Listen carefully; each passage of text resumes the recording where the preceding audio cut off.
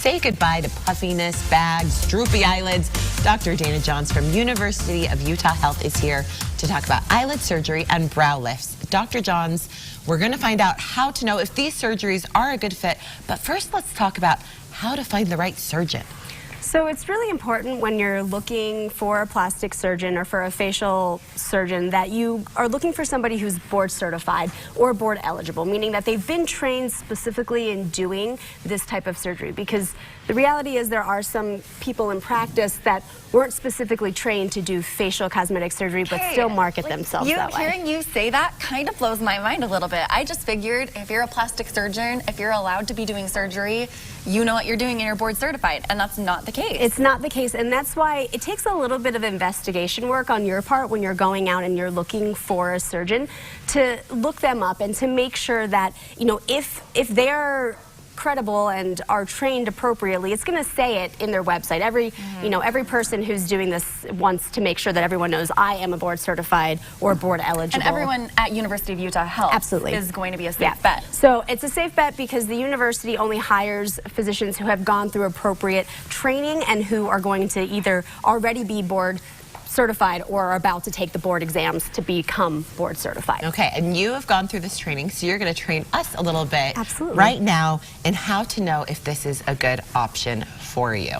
Yep. So let's get right into that. So as we age, our skin loses elasticity, our fat sort of melts away a little bit, and things sort of start to sag. And so one of those areas that we really notice the difference is around our eyes. So both the eyelids themselves and the fat that's around our eyeballs actually sort of starts to sag, wrinkle, and kind of puff out a little bit.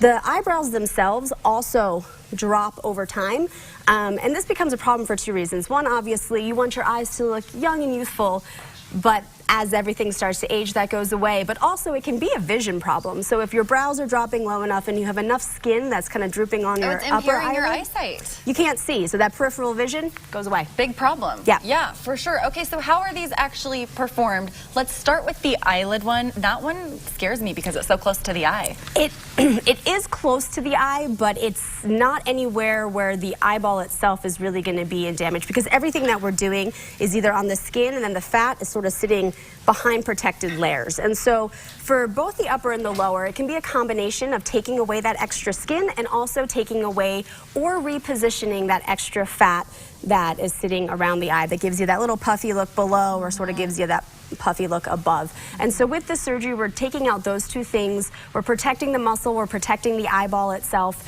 and the incisions actually heal really nicely because they hide in the creases of your eyelids. Sometimes when we do surgery, you know, our goal is to hide those incisions so that it's not, you know, an obvious thing that you have. It's nice that there's a natural crease right there. But the eyes heal really well, the eyelids heal really well, and it's in a natural line of your eye. Cool. Well, and then let's get into brow lift and what the difference is for a brow lift. What would that entail? So brow lifts are a little bit different, but sometimes need to be done in conjunction with the eyelids. And the reason is because if your brows are sitting low enough, part of the reason why your upper eyelids might look heavy and, you know, droopy is because your brows are pushing down on them.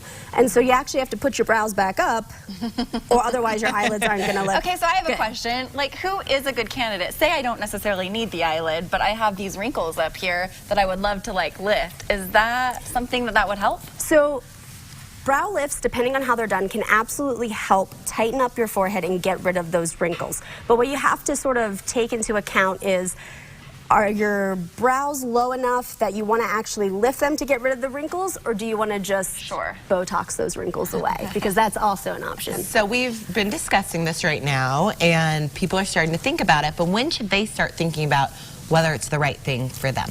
I think that there's, generally speaking, everybody ages a little bit differently. Usually we start to see, you know, sometime in the 40s, people start to kind of question, hey, how's my face looking?